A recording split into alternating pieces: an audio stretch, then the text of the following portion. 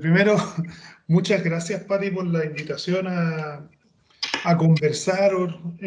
Para mí, de verdad, con algo de vergüenza, digamos, pensar que alguien cree que lo que puedo contar con la historia alguien la quiere escuchar. Así que, desde ahí, muchísimas gracias, Pati, por esta invitación.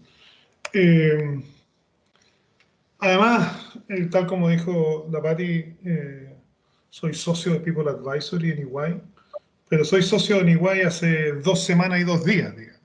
Entonces, esto además es como es mi presentación en sociedad, es la primera presentación que desde esta casa me toca hacer. Y desde ahí muy contento, creo que tengo la suerte de haber sido invitado a diseñar un proyecto en Iguay, bien bonito, que en el fondo es construir estas capacidades de asesorar en la transformación de negocios, pero desde la mirada de las personas. Así que ese es un poquito el rol que juego. Y la pregunta a la cual la Pati me invitó, que tiene que ver con cómo lidiar con la incertidumbre, yo la encuentro tremenda. Sí debo decir que lo que acá quiero contar o las reflexiones que quiero compartir son desde la perspectiva, desde las empresas, de la organización. Y ya les comento el por qué hago ese alcance, digamos. Porque sin duda la incertidumbre abruma, y abruma muchísimo. Y hay gente que sobre todo en el contexto que estamos viviendo, lo está pasando muy, pero muy mal. Y pagando unos costos inimaginables desde el punto de vista personal y familiar. Por lo tanto, el desafío que acá planteo lo hago con mucho respeto respecto de esas personas y lo hago desde la mirada más bien empresarial. Porque efectivamente abruma, pero creo que al final creo que es un tremendo regalo para poder reinventarse, para poder aprender, para poder estudiar, reimaginar las cosas, para poder reflexionar. Y como es un regalo, hay gente que lo toma y hay gente que no, digamos. En lo personal, y como creo que la Pati lo mencionó, he sido emprendedor durante harto tiempo, siempre tiendo a mirar las cosas con el vaso medio lleno, digamos. Y creo que estas crisis, estos contextos, la incertidumbre que tenemos por delante, creo que como insisto, es una tremenda invitación a poder pensar en cómo hemos venido haciendo las cosas y cómo las queremos hacer para adelante, si estamos en posiciones de liderazgo en nuestras organizaciones, cómo las queremos liderar, qué tipo de organización queremos tener, cómo queremos contribuir a la sociedad, qué tipo de sociedad queremos tener y cómo, y sobre todo, si estamos en una posición de liderazgo, sobre todo, cómo vamos a usar ese liderazgo para influir en eso, pagando los costos que eso puede conllevar. Creo que no existe liderazgo sin responsabilidad y sin costos, por más que algunos crean que se puede zafar de eso. Y acá una mirada, no, bajo ninguna circunstancia completa, digamos, de lo que estos cambios que hemos vivido nos regalan o de alguna manera nos deparan. Eh, y todos en un lapso de tiempo tan corto. Yo creo que esa es como la principal problemática que hemos vivido. Voy a mencionar algunos, digamos, pero en el fondo, sin duda han cambiado los paradigmas en relación al trabajo. El trabajo no tiene que ver con el dónde, tiene que ver con el qué hago, digamos. Y eso tiene que ver con todas las modalidades de teletrabajo, el trabajo híbrido, el cómo las compañías se han ido, y cada uno de nosotros, cada uno de ustedes probablemente también, por ahí alguien mencionaba que está en la oficina, es como una cosa extraña, digamos, en este contexto. Y han cambiado los paradigmas. Había quienes pensábamos que, no se, que había que mirar a la gente para verla sentada, para pensar que estaban trabajando, y ahora, bueno, nos damos cuenta que el mundo ha logrado avanzar igual, digamos, y muchas compañías han logrado operar. No digo que estén exentas de dificultad, pero ha ocurrido, y por lo tanto hay muchos paradigmas que han cambiado. El share of wallet, cómo, cómo ha cambiado, digamos, en muchas personas la distribución del gasto. Y eso tiene un impacto gigantesco en los negocios, digamos, y en la sociedad del consumo, y por lo tanto han cambiado todos los hábitos de consumo, que es una de las redondelitas que tengo arriba a la derecha, y por lo tanto cómo esos hábitos de consumo, cuáles de esos van a ser permanentes, cuáles de esos son en realidad circunstanciales a lo que vivimos, y por lo tanto de qué manera nuestros negocios, o el negocio que estoy emprendiendo, o el negocio que tengo, finalmente se enfrenta frente a ese tipo de cuestiones, digamos. Creo que han cambiado las relaciones. Ahí puse el concepto de relaciones del trabajo, pero en realidad han cambiado las relaciones humanas. La manera como hoy día me tengo que relacionar con mis padres, con mi hermano, con mi pareja, con mis hijos, con mis amigos, ha cambiado sí, absolutamente. Algunos de esos cambios no son solamente para vivirse en este contexto, muchos de esos van a quedar. Eh, la movilidad. Eh, bueno, han salido muchísimos artículos que plantean el fin del turismo de negocio, ¿no? En lo personal, eh, yo creo que en los últimos 20 años nunca había pasado un año sin viajar por motivos de trabajo. Y ya cumplí más de 12 meses sin subirme a un avión. Y eso obviamente cambia la manera como veo el trabajo, cómo me relaciono con la gente, cómo empieza a cambiar mi relación con el mundo de alguna manera. Insisto que eso también tiene un impacto fuertísimo en el mundo de los negocios. El ocio, el entendido del ocio en el buen sentido. Y lo relaciono con lo otro que está ahí, el valor del tiempo. ¿Cuánto no hemos dado cuenta del tiempo que perdíamos o que estábamos obligados a gastar en el transporte público, ¿no es cierto? En ir de la casa al departamento, al lugar de trabajo, y ese tiempo de alguna manera se nos devolvió. Algunos lo aprovechan muy bien, a otros es un martirio, pero finalmente hay una conciencia distinta al tiempo y por lo tanto al uso de ese tiempo, y eso nos lleva al mundo del ocio, y el mundo del ocio también lo podemos entender eh, como los espacios de negocio que existen, ¿sí? Y por lo tanto, distintas otras alternativas han empezado a llenar los espacios que ocupaban los centros comerciales, entre otras cosas, digamos, y por lo tanto desde ahí hay un cambio significativo respecto de, nuestros, eh, de nuestros comportamientos en sociedad. El sentido de las cosas, lo puse como la burbuja más grande, que hemos empezado a tomarle el valor de alguna manera a, a lo que hacemos. Poco a poco, y insisto y vuelvo con el primer planteamiento que hice, o sea, esto es con mucho respeto, en este contexto está planteado, porque obviamente en un contexto de sufrimiento como ha sido esta tripleta de crisis sanitaria, económica y social, obviamente el contexto es otro.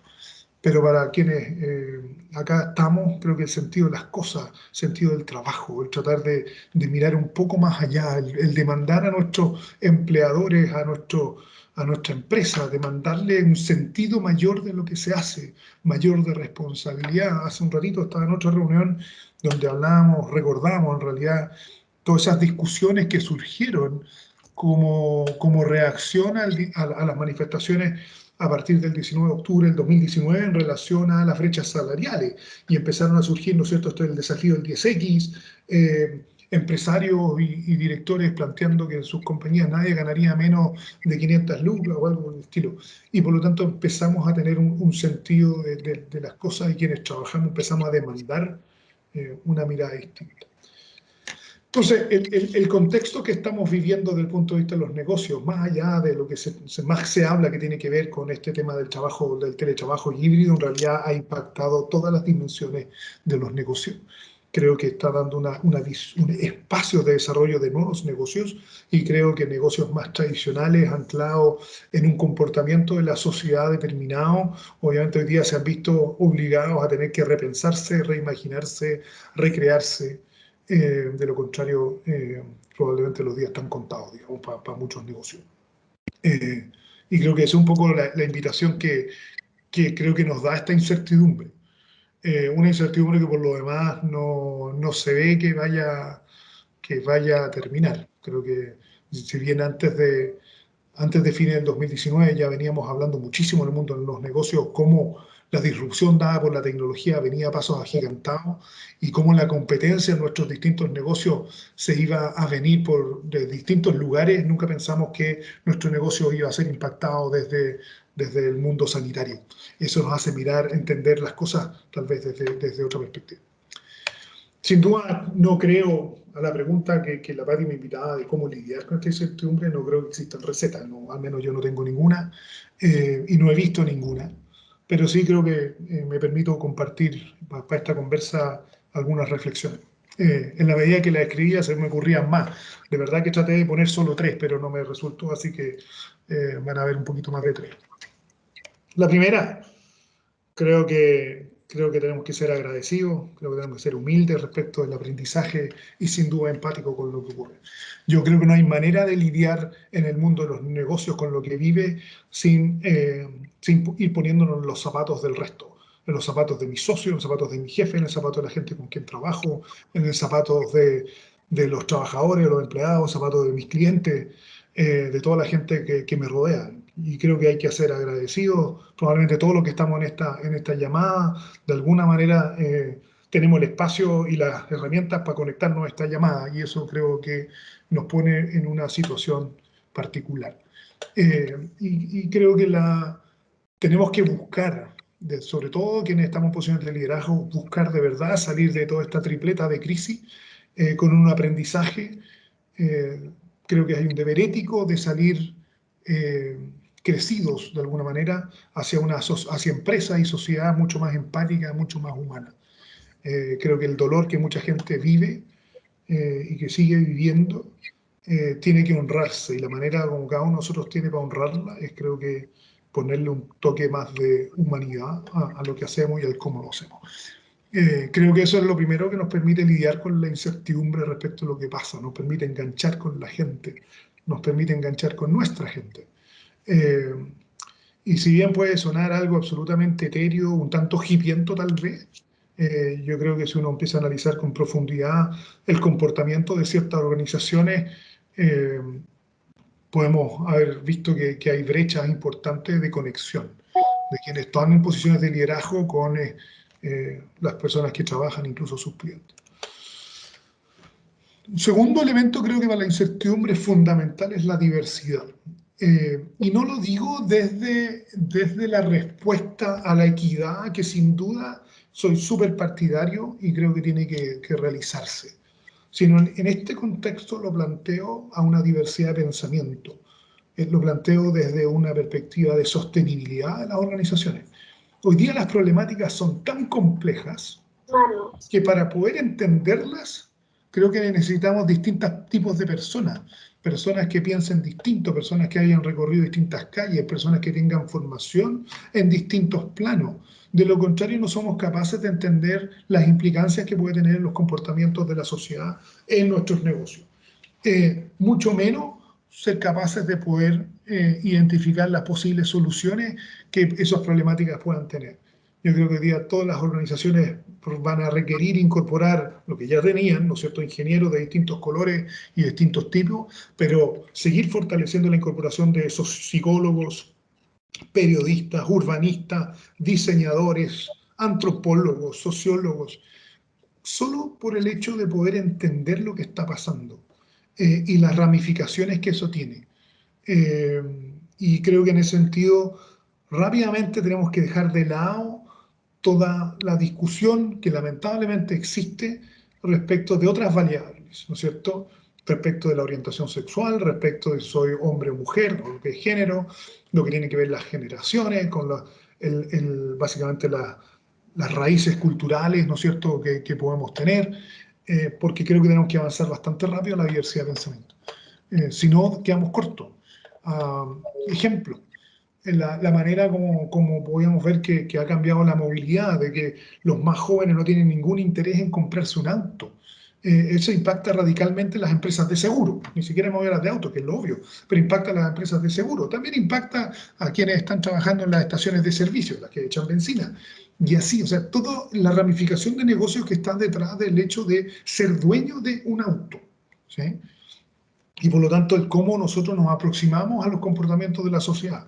Les cuento, hace el año 2019, más o menos, a inicio de 2019, yo decidí no tener auto y decidí arrendar. Me subí a estos negocios de renting.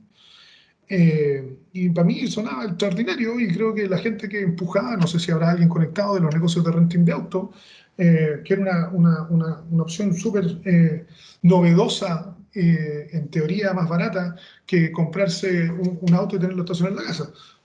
Pero bien, llegó este tema de la pandemia, nos encerraron, y ¿qué hice yo? Devolví el auto, digamos, ¿para qué voy a tener un auto arrendado estacionado en la casa?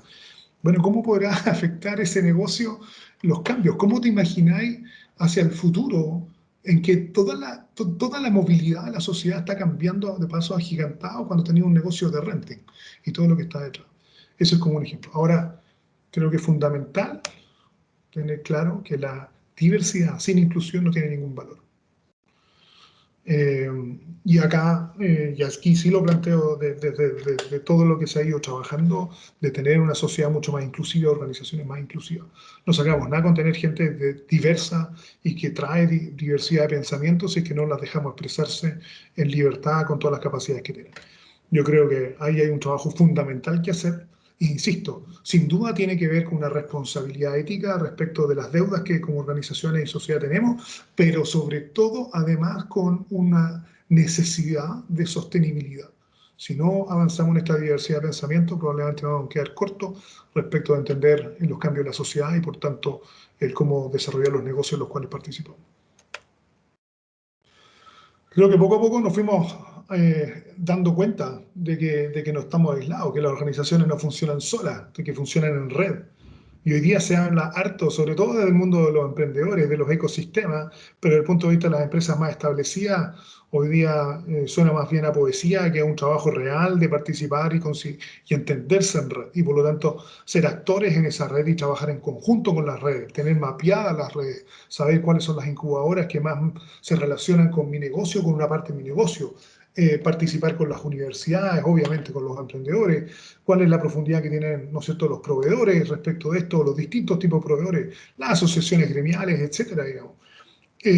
Yo creo que pensar que las empresas hoy día se entienden como organismos 100% autosuficientes, más allá de los proveedores básicos y los clientes, creo que es irreal. Creo que quienes teníamos empresas de ese tamaño o con esa filosofía, nos dimos cuenta lo difícil que es moverla, qué difícil es poder cambiarla cuando el contexto actual nos empezó a demandar considerablemente más agilidad en la toma de decisiones y en dar respuesta a lo que eran nuestros clientes, producto que cambió la logística, producto que las materias primas se nos fueron al diablo con respecto a los costos, producto que los clientes se me alejaron porque ya no pueden venir, entonces soy yo el que tiene que ir, producto que tengo que reinventar básicamente mis productos y servicios que tenía porque en realidad dejaron de tener sentido, etcétera, digo. Y por lo tanto, creo que una manera de empezar a lidiar con esta incertidumbre tiene que ver con entendernos como parte de un ecosistema, ser actor en ese ecosistema y trabajar en conjunto. Insisto, creo que de esto se viene hablando, no sé si mucho, pero sí se viene hablando hace un tiempo, muy gatillado, insisto, desde los emprendedores, muy poco desde el mundo empresarial más establecido. Pero creo que es uno de los caminos a seguir.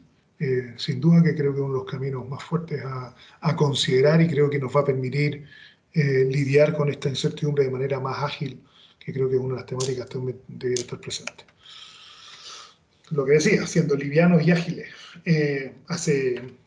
Antes de toda esta crisis y antes del inicio de las manifestaciones sociales, estaba trabajando con el gerente general de una compañía muy grande, en la cual no puedo mencionar cuál es, pero muy, muy grande, y hablábamos de la disrupción producto de la tecnología, etcétera, digamos, y logramos llegar al acuerdo con esta persona de que su negocio, tal como era entendido, tenía fecha de caducidad. En algún momento iba a morir. Por los cambios que tenía la sociedad, por los cambios de la tecnología y por los hábitos de consumo, etcétera, por lo tanto su negocio iba a morir. Entonces, parte de la discusión que teníamos, y él me decía, bueno, pero esta cuestión no va a ocurrir antes de 10, 12, 15 años. Y al final concluimos que, ok, supongamos que sean 10, pero si tú te demoras 11 en cambiar tu compañía, significa que estás un año atrasado. Ahora, también llegamos a la conclusión de que todas las estimaciones de disrupción en los negocios todas fallaron. Todas las disrupciones llegaron en plazos menores. Es decir, si él decía 10, probablemente eran 5. Pero si él se demora en movilizar y en cambiar su compañía completa, más de 5 años, 6 años, probablemente ya lleva varios años atrasado de no haber sido capaz de empujarlo. Entonces, creo que la agilidad no tiene que ver con eso, tiene que ver en entender que los negocios como los concebimos hoy día van a cambiar y muchos de esos están cambiando.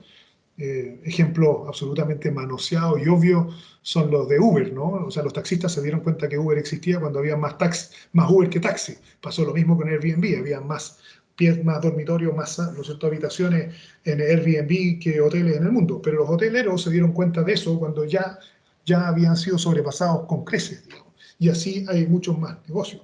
Sin duda, esta crisis sanitaria nos dio cuenta además que la disrupción puede venir desde cualquier lado. En este caso llegó desde un virus. Por lo tanto, creo que tenemos que tener las antenas mucho más paradas. ¿Cómo tomamos decisiones? Creo que es parte de las cosas que tenemos que discutir. ¿Cómo tomamos decisiones mucho más ágiles? ¿Cómo matamos la burocracia que siempre va a existir, pero cómo la vamos limitando? Eso nos lleva necesariamente a cómo empoderar a la gente, para que tome decisiones. Ahora la pregunta es si la gente la hemos preparado para tomar decisiones o en realidad hemos ido generando una organización que empuja las decisiones hacia arriba en la pirámide y por lo tanto aparecen estos gerentes omnipresentes, ¿no es cierto?, que cortan todos los queques, etcétera, digamos. Pero si nosotros queremos tomar decisiones más rápido, la gente tiene que estar empoderada para eso. Eso nos lleva necesariamente también a tolerar el error. Cómo nosotros generamos los procesos de aprendizaje y por lo tanto de qué manera vamos tolerando las equivocaciones, cómo reaccionamos a las equivocaciones. Y no es tan sencillo como declararlo. Yo creo que muchos ejecutivos actuales, muchos directores de compañías actuales nos hemos formado en un contexto absolutamente distinto y por lo tanto desde la cabeza hacia abajo hay que educar en esta materia. Pero sin duda que lidiar con la incertidumbre nos obliga a que nuestras organizaciones sean livianas y ágiles para poder cambiarlas de dirección. ¿Cómo cambio el seteo de mis máquinas para que, no sé, algunas lo hicieron? En vez de hacer ciertos productos, empezaron a hacer mascarillas. ¿No es cierto? ¿Cómo cambio mi logística? ¿Cómo dejo de pensar en que mis clientes van a mis tiendas cuando en realidad las tiendas están cerradas por normativa de la autoridad, pero yo necesito seguir produciendo y vendiendo? ¿Cómo llego a ello? Digamos? ¿Cómo hago la logística de reversa? Creo que alguien hablaba por ahí que era de Soyman. Me imagino cómo hacer la logística reversa de organizaciones como Soyman, que debe ser complejísima en el contexto actual. Eh, y desde ahí hoy día aparece, alguien mencionaba de la ley REP, digamos, todas las implicancias que eso va a tener. Cómo empezamos a cambiar los diseños de nuestros productos, de nuestros embalajes, para hacernos responsables desde esa perspectiva. Eh, yo creo que esto tiene que estar al corazón hoy día. Ser livianos y ágiles en la toma de decisiones y las respuestas, dado que no sabemos desde dónde va a llegar mayores disrupciones a los negocios que hoy día nos toca operar. Las personas al centro, y no lo planteo desde la poesía.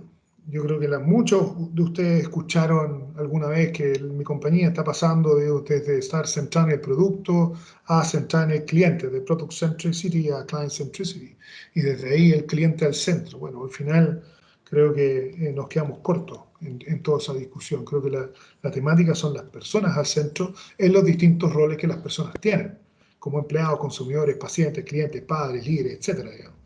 Y ahora esa es una concepción distinta, cambia el mindset de cómo nosotros entendemos el negocio y el cómo las personas participan de ese negocio. Una de las, creo que sí, es una de las gracias de este trío de crisis que vivimos acá, menos acá en Chile y creo que en general en Latinoamérica, es que la raíz de la crisis está en la gente. No, la raíz no está en temas estructurales de la economía, como sí vimos crisis hacia fines del 2008, en la década, fines de la década, de la primera década de este siglo, o, ¿no es cierto?, hacia el 2000, donde eran temas más bien estructurales de la economía. Hoy día la raíz está en las personas y por lo tanto desde ahí creo que tenemos que entenderlas de otra manera. Hablamos, ¿no es cierto?, empezamos a trabajar los conceptos de experiencia de los consumidores y de ahí nos metimos a la experiencia de los empleados, qué sé yo. Creo que si hubiésemos centrado nuestra organización entendiendo a las personas al centro, hubiésemos hablado simplemente de experiencia, digamos. Creo que es más sencillo desde ahí. Tenemos que entender que las personas somos distintas, cada uno de nosotros es único en lo que hace, cada uno de nosotros va viviendo esta situación, este contexto de manera única y queremos respuestas únicas. Además, no quiero estar metido en un lote, digamos. Quienes trabajan teletrabajo y las compañías se los han permitido, han visto ejemplos sencillos como compañías que han empujado a sus organizaciones a no tener reuniones entre la 1 y las 2 para efectos del almuerzo y algunos han cometido tal vez sin quererlo este error de decir, bueno, es para que descansen. Bueno, pues mucho esa hora es de trabajo, simplemente que dejan el computador pero se tienen que ir a trabajar a la cocina porque tienen que cocinarle a sus hijos y después de tratar de dejar todo más o menos ordenado para volver a sentarse frente al computador y seguir trabajando. Y esos son los arquetipos. Creo que desde ahí tenemos que empezar a entendernos de una manera distinta. Cambian todas las clasificaciones de segmentación que las organizaciones podrían haber tenido antes de toda esta situación que ha ocurrido. Creo un espacio gigantesco la incertidumbre para poder innovar y crear. Eh, Creo que no debiéramos tener o no debiéramos desaprovechar la oportunidad, que la incertidumbre de lo que viene hacia adelante en el negocio que corresponda, no empezar a empujar, si estamos en posición de liderazgo, a empujar a nuestra organización, a nuestra gente, a plantear distintas formas de poder hacer, de distintas formas de poder crear. Eh, Dar esos espacios, creo que hay tanta idea dando vuelta. A quienes son emprendedores, las crisis son espacios enormes de oportunidad y por lo tanto donde se cierran negocios se crean otros, digamos, y por lo tanto creo que los emprendedores entienden eso mucho mejor que cualquiera, que en el fondo las disrupciones que hay solo generan oportunidades y por lo tanto desde ahí la cantidad de negocios esperando ser inventados, ser descubiertos, son gigantescos. Y no hay que irse muy lejos, basta que ustedes vayan analizando sus propios comportamientos diarios, cotidianos, con sus familias, con sus amigos, con sus parejas, con sus hijos, y se van a ir dando cuenta de una cantidad eh, de situaciones no resueltas. Y por lo tanto, cada situación no resuelta o resuelta de una manera un poco eficiente, no muy novedosa, eventualmente tiene un espacio de creatividad e innovación gigantesco. Eh, yo creo que debiéramos esperar ver espacios de innovación gigantescos en las organizaciones, en el retail, en las distintas empresas de consumo, en las empresas de servicios, etcétera, digamos. Acá hay muchos mitos que ya se están matando, ¿no? ¿Se acuerdan cuando se hablaba de la banca, eh, que, la banca electrónica, digamos, que no tenía que ir al banco para poder abrir una cuenta corriente? Bueno, esas cuestiones ya están arriba de la mesa casi en lo cotidiano y cosas por el estilo. Por último, yo obviamente, eh, sin duda, en los aspectos más formales, y lo dejé para último, que creo que es la parte más fome, tienen que cambiar los procesos de planificación. La manera como entendíamos la planificación, muchas compañías entendían la planificación no más como procesos de presupuesto de corto y mediano plazo, con tremendos desgastes de tiempo y de gente y de recursos.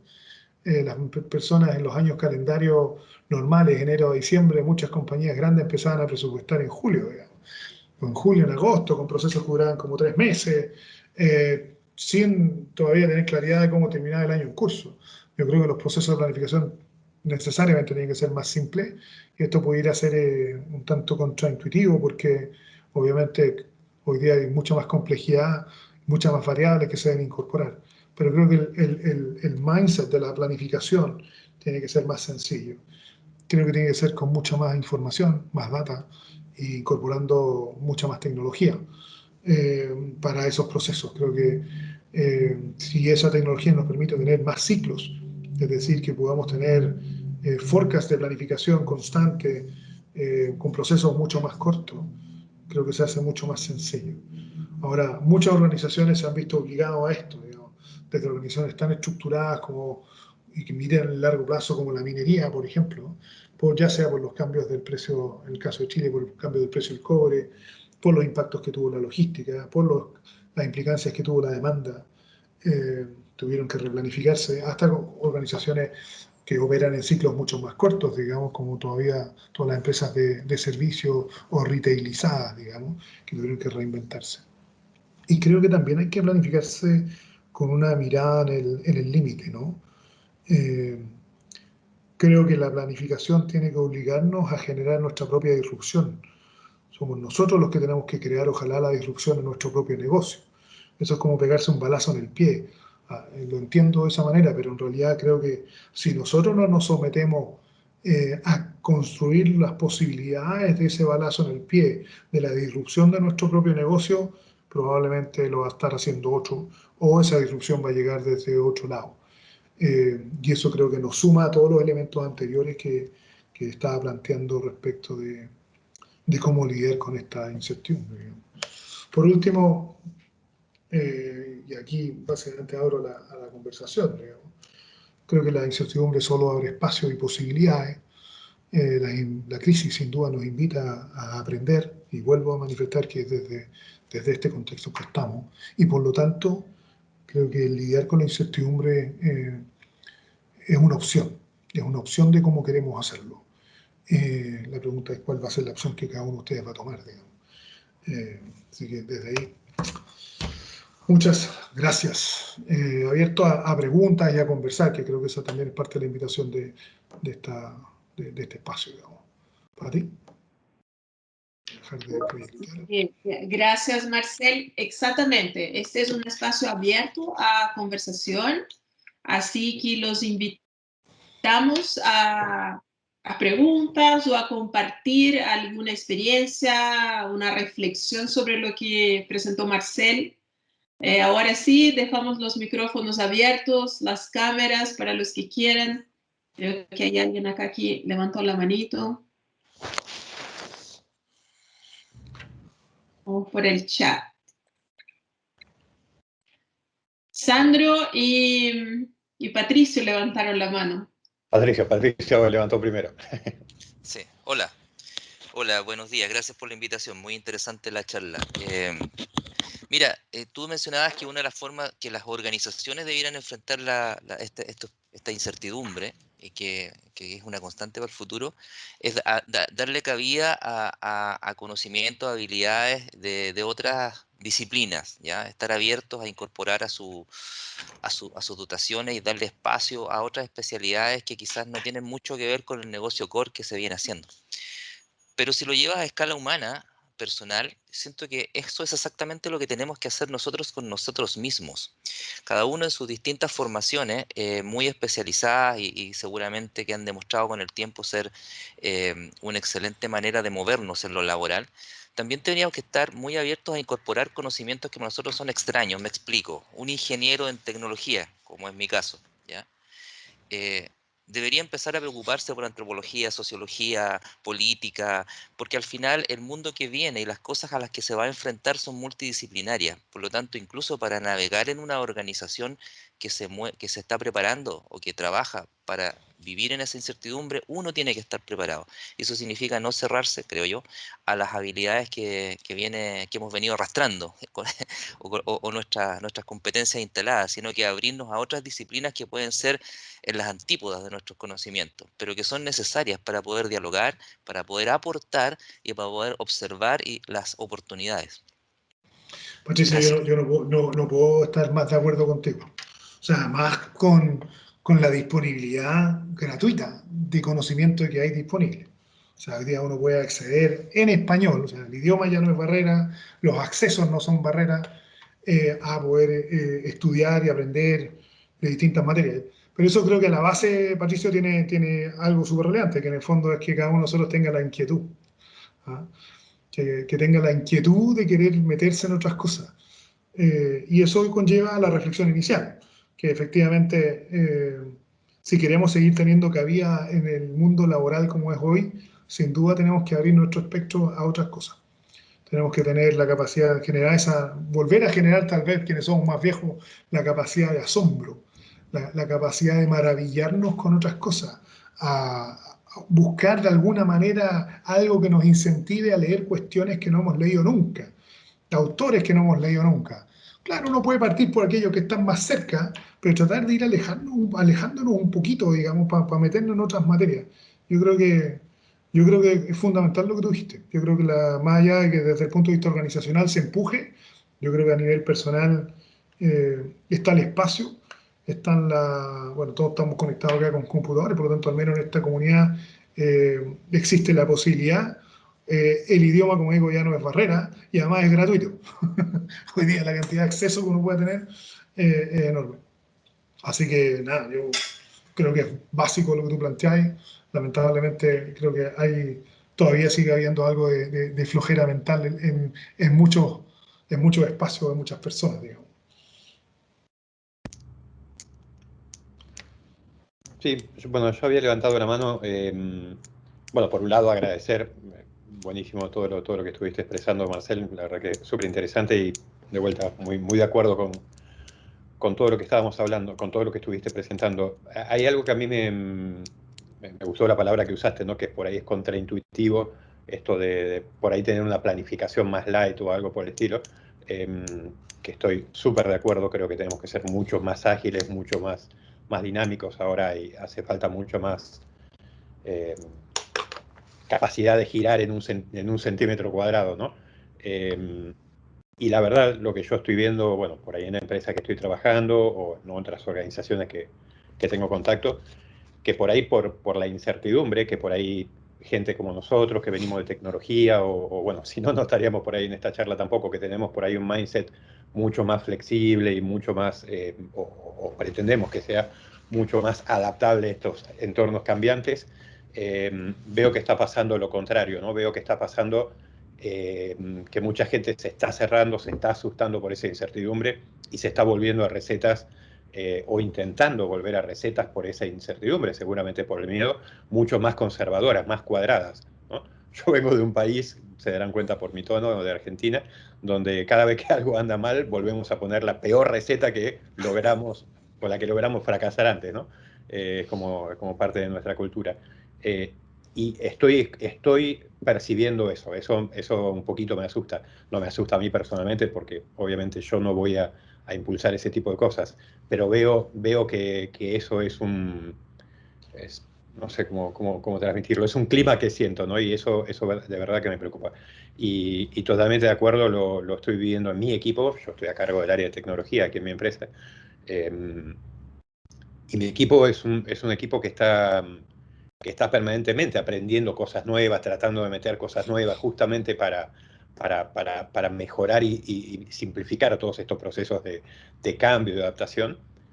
Y de vuelta, estoy viendo alrededor, en esta organización y en otras, como la aversión a ese cambio, cuando en este momento debería ser el punto más, donde deberíamos estar más proclives a hacer cambios y a facilitar esos cambios rápidos en una organización, ¿no? Por ahí dije demasiadas veces la palabra cambio, pero creo que nunca cambió tanto algo en tan poco tiempo, ¿no? De inventar una vacuna en 10 meses a estar un año cerrado en una casa, ¿no?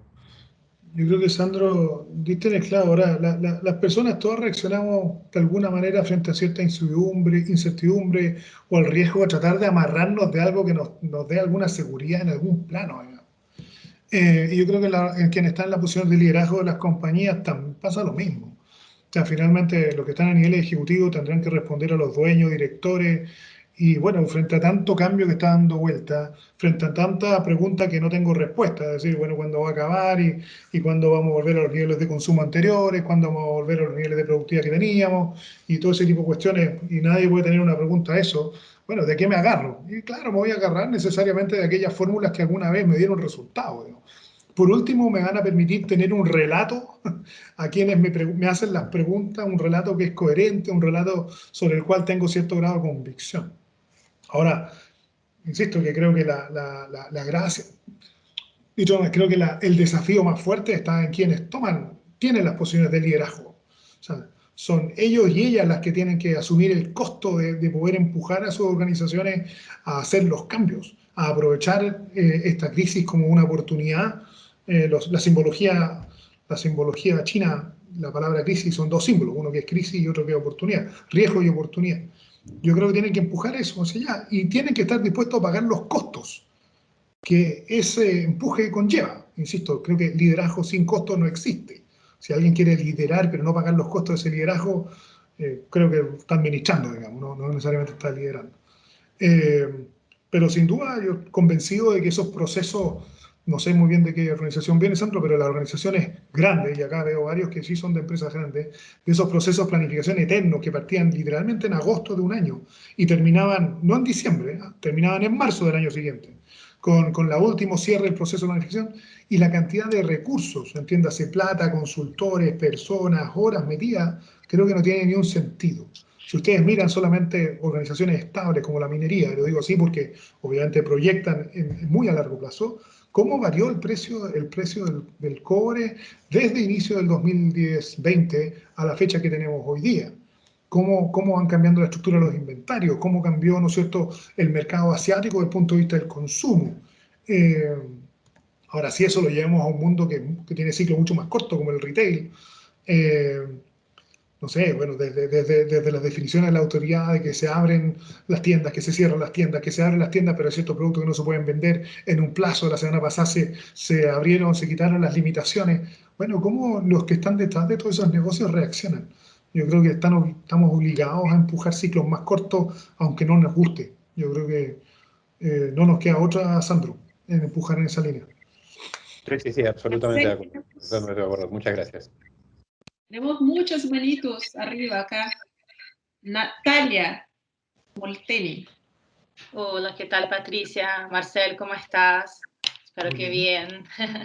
Bueno, mira, un poco te tengo una pregunta, aprovechando que tienes una ventaja gigante, que es que conoces a las cocinas y conoces un poco qué es lo que se está cocinando en cada empresa, ¿verdad? Que tienes acceso a los líderes al final del día. Entonces, mi pregunta para ti es la siguiente, ¿no? O sea, Chile especialmente viene viviendo un proceso de cambio que empezó ahí ya en el estallido social y que claramente se agravó y se aceleró con todo el tema de la pandemia. Y recién comentaste que efectivamente el cambio viene de los líderes, ¿no? En general, la fuerza para generar un cambio tiene que ser top-down, ¿bien? Entonces, ¿cómo ves tú eso? O sea, ¿cómo ves los líderes de Chile, ¿no? Que están liderando las principales empresas? ¿Tú crees que este clic lo hicieron efectivamente? ¿Es consistente? ¿Tú crees, o sea, si podemos decir cómo vamos con este avance, sería fantástico, un poco tu percepción. Me encantaría poder tener una respuesta súper concisa y concreta respecto a tu pregunta. Sí. A ver, yo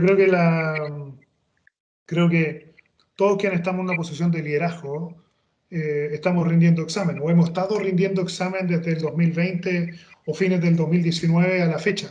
Examen de coherencia, primero que nada. O sea, todo eso que dijiste alguna vez, o que yo dije, que las personas están al centro, que las personas son el principal capital, bla, bla, bla, bla, a ver si es que efectivamente soy coherente ahora en mis acciones cuando me llevaron a una situación extrema, límite de riesgo, donde a ver si es que efectivamente reacciono con esos planteamientos.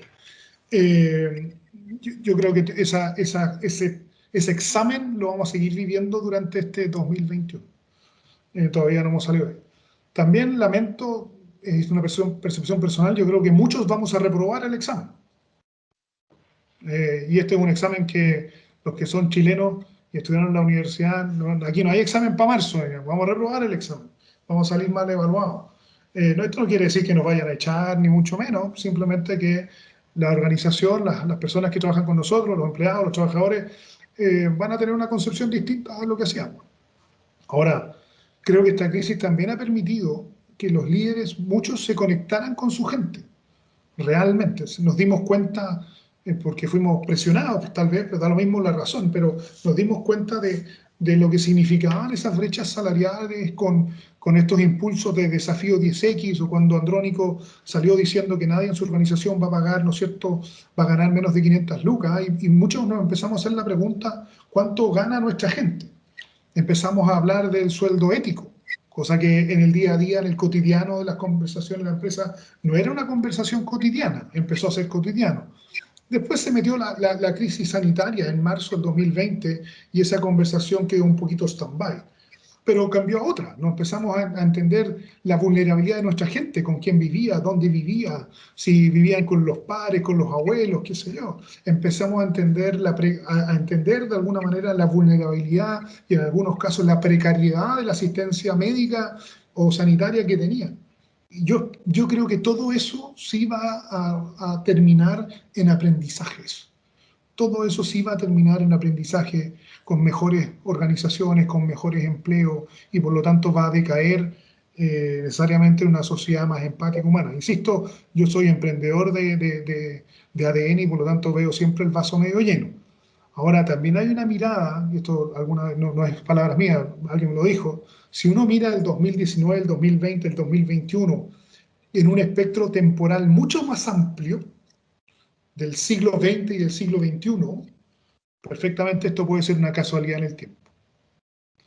Y se puede dar lo que dice Sandro, de que muchos vuelvan a sus raíces, a esas fórmulas que le resultaron.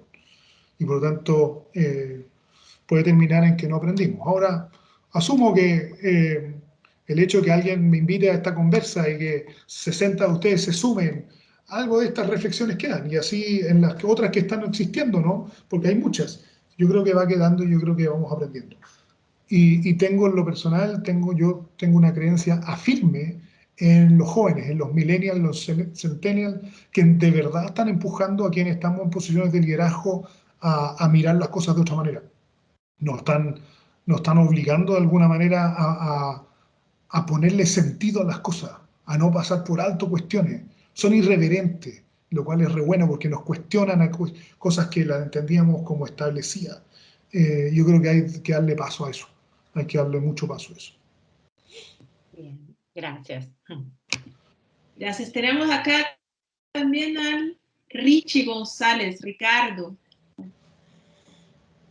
¿quieres abrir el micrófono? Sí, ahí abrí la cámara. Hola, ¿cómo estás? ¿Cómo estás, compadre? Qué gusto verte. Tanto tiempo. Muchas gracias, Marcel, por el tiempo. Muy buena la charla. Quería hacer una pequeña reflexión y una pregunta, Marcel.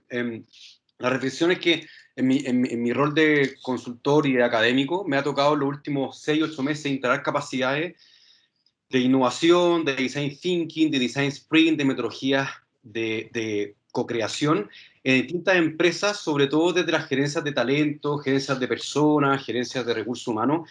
Y he visto esa necesidad de las empresas de entregarle herramientas y capacidades a los colaboradores, pero he visto que no los desafían, Marcel. Entonces, veo que a nivel de capacitación, a nivel de gerencia de recursos humanos, de talento, instalan las capacidades, pero luego esa capacidad, una vez que está instalada, no lo desafían al colaborador, no le ponen objetivos, desafíos, challenges, por ejemplo, o concursos, torneos.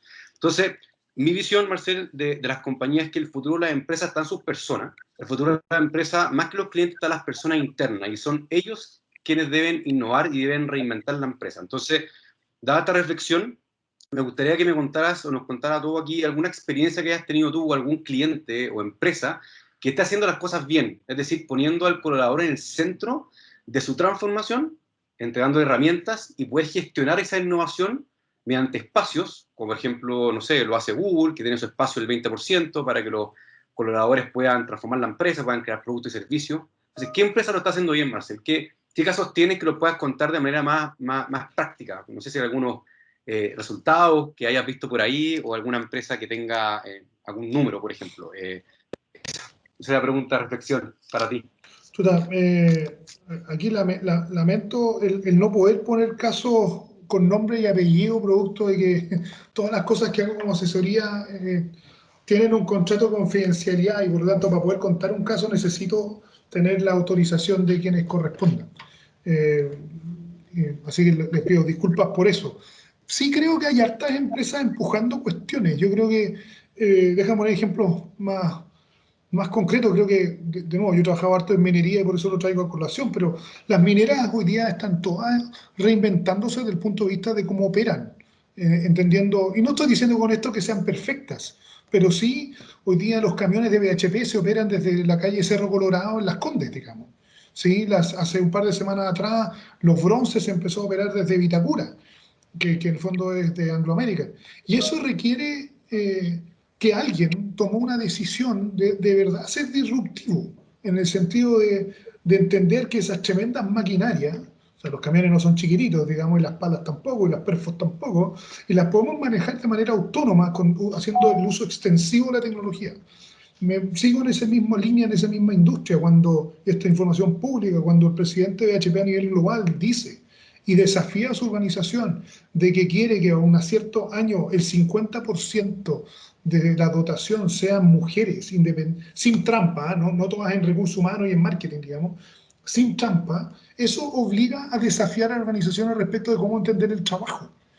Yo creo que también hay hartas organizaciones que se han tomado a pecho la ley de inclusión que obliga, ¿no es cierto?, a incorporar a empresas con más de 100 empleados, el 1% de personas en situación de discapacidad. Y ya he visto muchas que dicen, en realidad nosotros no vamos por el 1%, vamos a ir por el 1,5, por el 2 y por el 3, entendiendo que el promedio, esto como información en general, el promedio de la población en situación de discapacidad es 20%. No todas con capacidad y con posibilidad de trabajar, pero porcentaje de personas en situación de discapacidad de la población en la capacidad de poder trabajar es un 12%. Y la ley nos obliga el 1%. Pero hay compañías que se están repensando en esa línea.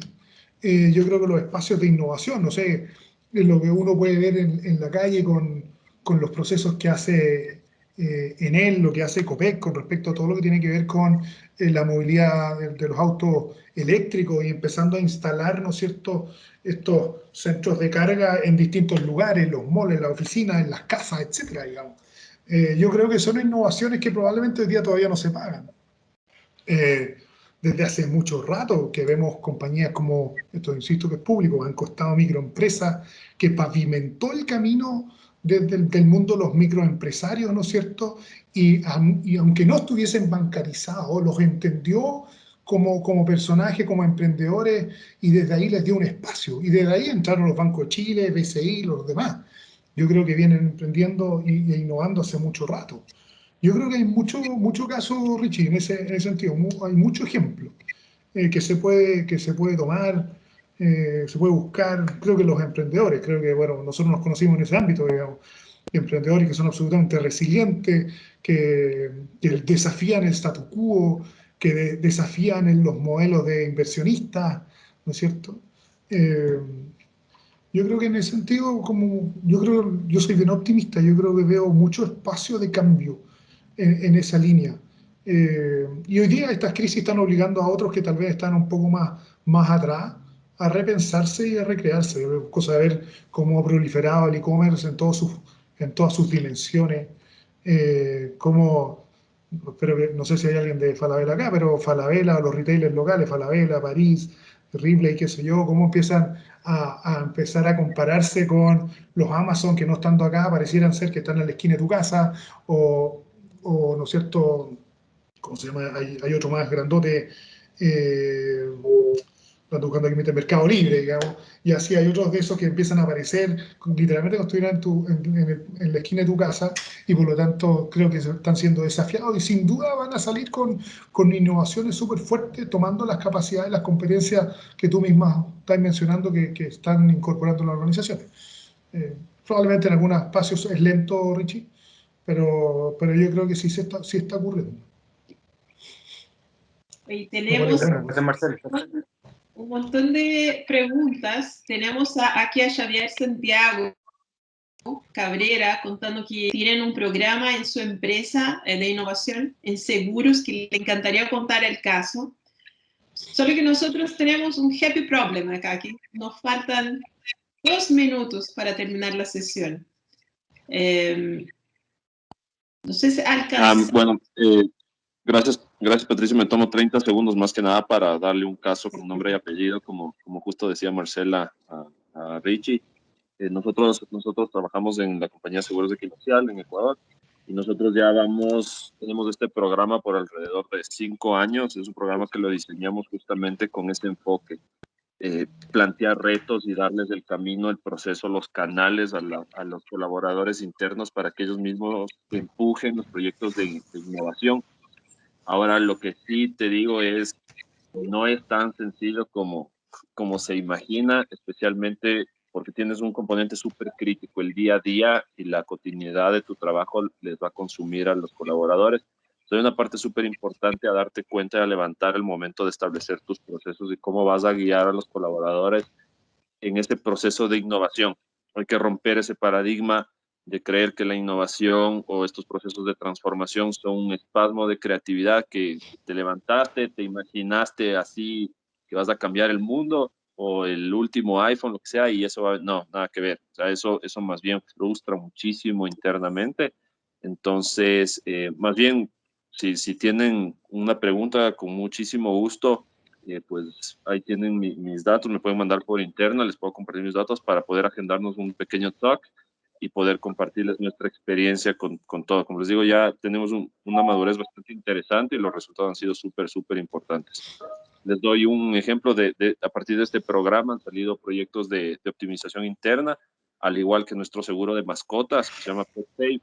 es un seguro súper interesante que se va a partir de eso. Han salido chatbots, han salido programas de asistentes por voz, etcétera, etcétera. Entonces, con gusto ahí para poder conversar. Espero no haberme demorado más de sus 2 minutos. Gracias, Patricia. Y te vamos a invitar a otro para que cuentes el caso completo. Qué bueno. Estamos partiendo en Ecuador con el Circle y qué gusto tenerte acá.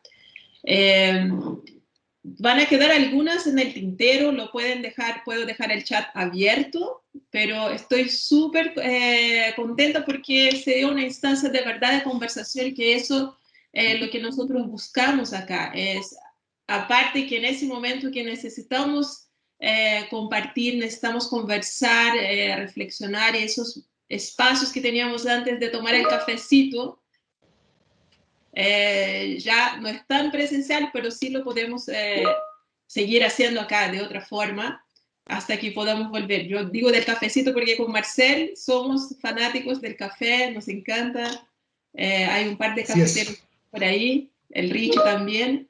Pero esas instancias, más allá del café, el té, el chocolate, lo que quieran tomar, pero es la instancia para conversar, para compartir desafíos, dolores, experiencias y aprender en comunidad, porque en comunidad es muchísimo más fácil que nosotros logremos nuestros retos aprendiendo del otro y con el otro. Marcelo, te dejo para que puedas dejar tus palabras de reflexión finales y voy a quedar en deuda con Juan Pablo y más algunas personas que tenían la manito arriba, pero esto sigue, o sea, todos los meses tenemos una instancia y podemos tener otras ahí de juntarnos, ir armando y fortaleciendo esa comunidad. Pati, para mí, solo agradecerte de nuevo por la invitación a esta conversa. Muy entretenido, sobre todo la conversación, las preguntas. Yo creo que hay tanto todavía por explorar en este ámbito, hay tanto por aprender respecto a lo que nos ha ocurrido, lo que está ocurriendo.